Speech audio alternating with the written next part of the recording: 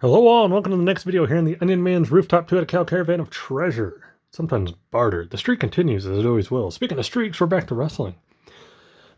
Specifically, a couple of more recent figures, thankfully. We have the WWE Elite Legends Series 18 Target exclusive, Paulie Dangerously. And we have the WWE Elite Series 100 Stunning Steve Austin. There's a reason I am doing these two together. If you know, you know. Dangerous Alliance for the win. I'm hoping we get some more. I think I've already done Zabisco, right? We got a Zabisco, didn't we? I feel like we did. Of course, we've had some different Rick Rudes. Kind of need a short-haired Rick Rude to go. But I think most Rick Rudes work. We got Arn Anderson, obviously. Old Four Horsemen 4-pack Arn. The only figure I don't think that we have to round out like a Dangerous Alliance would be what, Bobby Eaton? Which would be great. That'd be great if we got Bobby Eaton, like Dangerous Alliance Bobby Eaton and Midnight Express Bobby Eaton.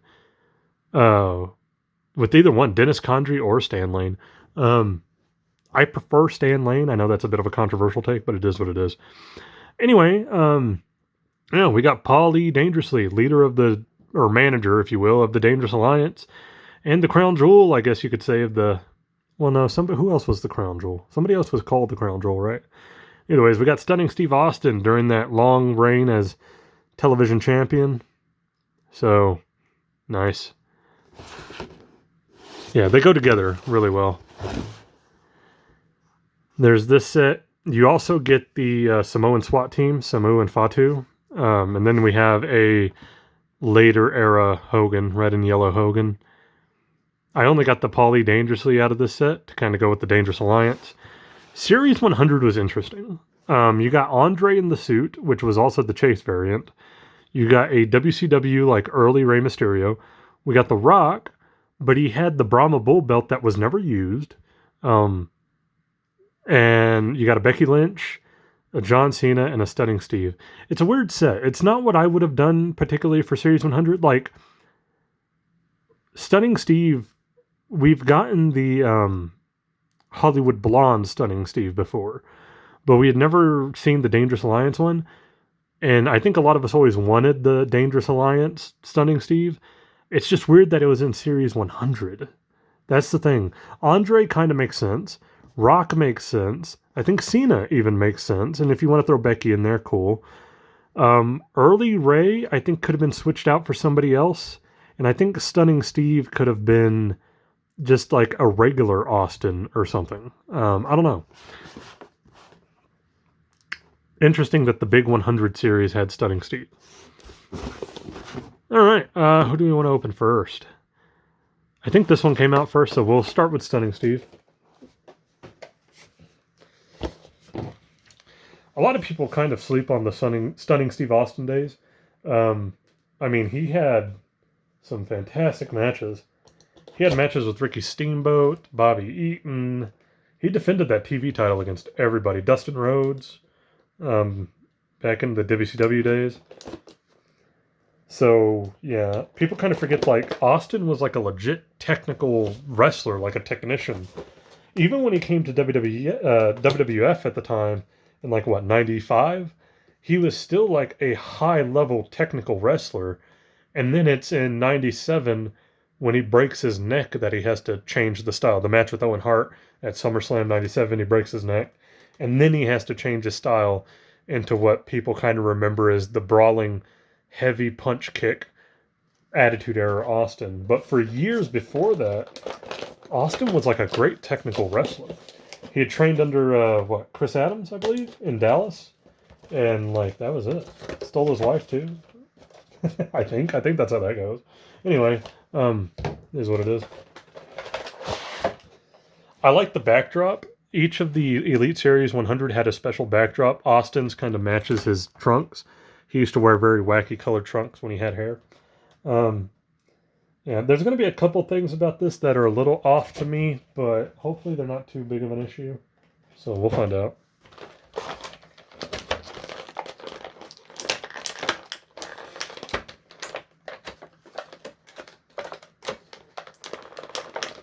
Also, not very much a fan of them packing him with the coat on, the ring robe, because of dyeing reasons. I thought we learned our lesson with the Rick Rude figure, but apparently they didn't.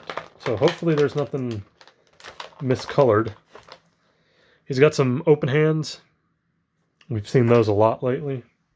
For a while now, actually. Any twist ties? I don't think so. Just get them out.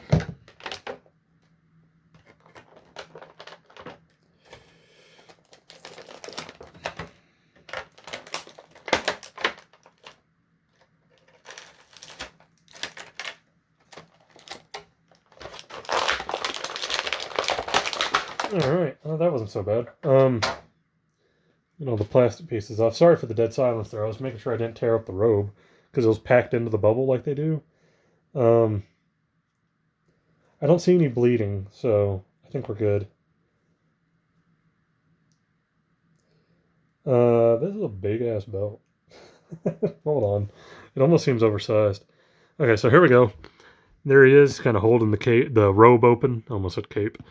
A couple things to note. One, robe looks good, soft good, has a tieable piece around it.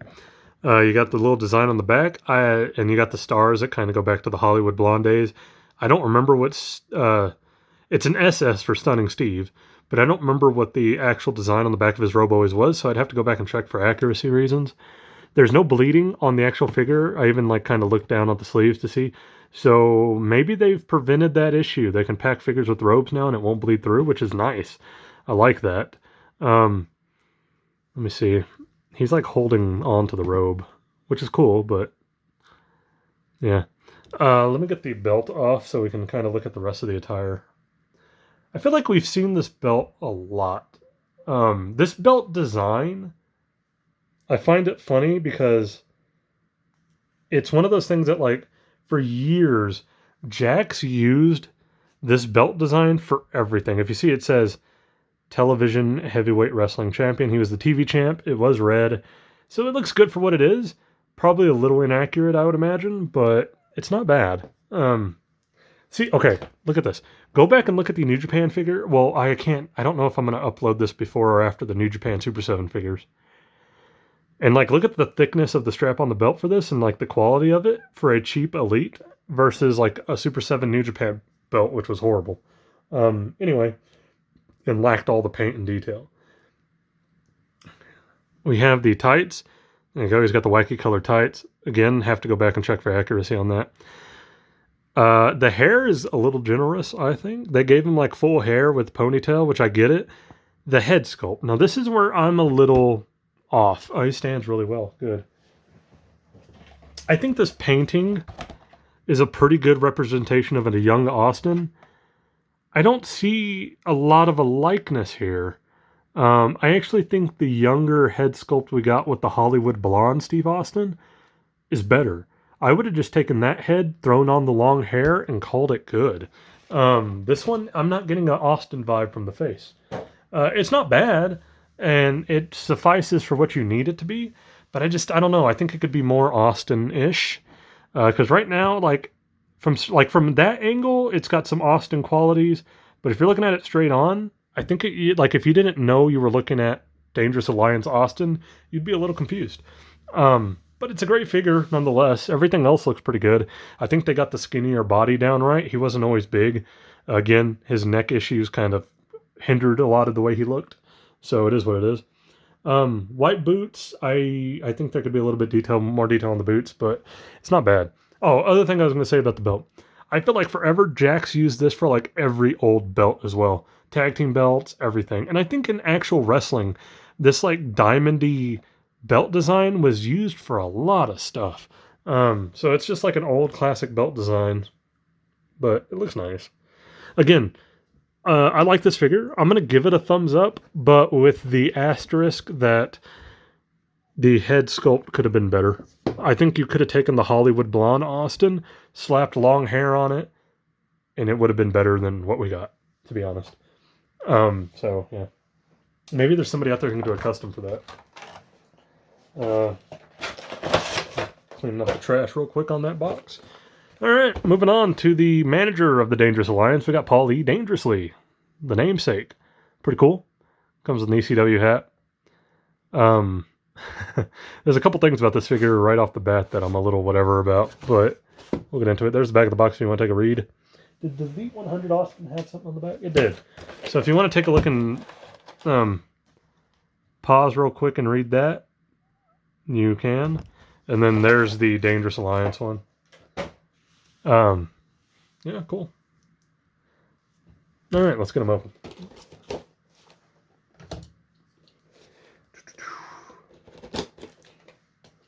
That it? One piece of tape? Okay. Who is the Chase in this set? Was it Paul Heyman?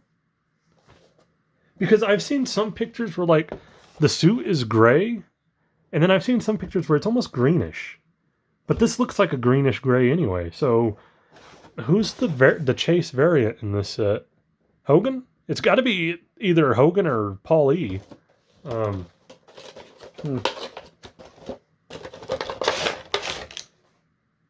Target be acting weird with those Chase variants, man. I know this is a Mattel thing, but still. Right out the gate, we got the ECW hat. Again, I get it, but when I think of the ECW hat that Paul Heyman wore, I think of him in the long black trench coat, not the suit. Like, he would wear the suit and then the long black trench coat, too.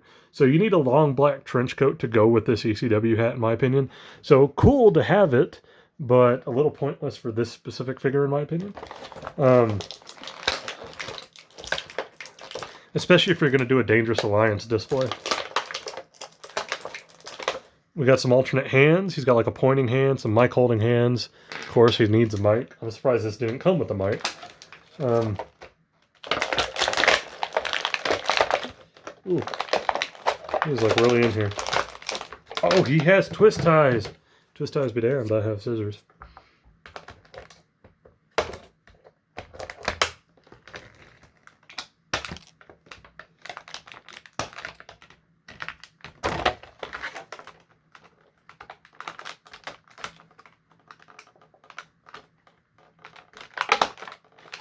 I think I got him.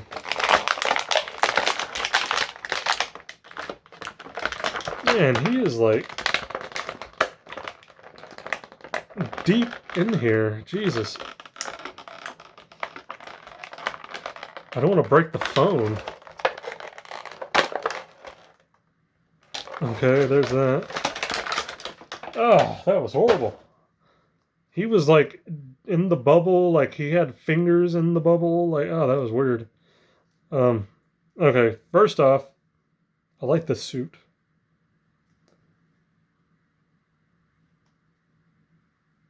Oh, it does open up. Okay. Here we go. Sorry about that. He's got that Kentucky waterfall mullet going on. Not bad. He's got a pointing hand. A little bit of a warped finger. Not too bad. I'd probably take that out anyways. The suit looks good. Like I said, it's more of a gray-green. Like, it's definitely gray in person, but the camera picks up like a green hue. I don't know why. The jacket does come unbuttoned, so he's got the Elite articulation underneath the jacket. I'm not going to unbutton it now. Pretty standard. We've seen suits like this before, pretty much with everybody who's in a suit. They just redo the tie and change the colors. So there you go. He looks good for what he is. I think it's a solid likeness of a young Heyman. Yes, Paul Heyman at one point was a little skinnier. There you go. History lesson. But here's the thing. I'm also getting a real Chris Parks vibe on this. Abyss in TNA. If you were a fan of TNA and you remember Abyss, when he was unmasked and he was just Chris Parks, and he was like the brother and all that stuff, and he was Joseph Parks and all that stuff.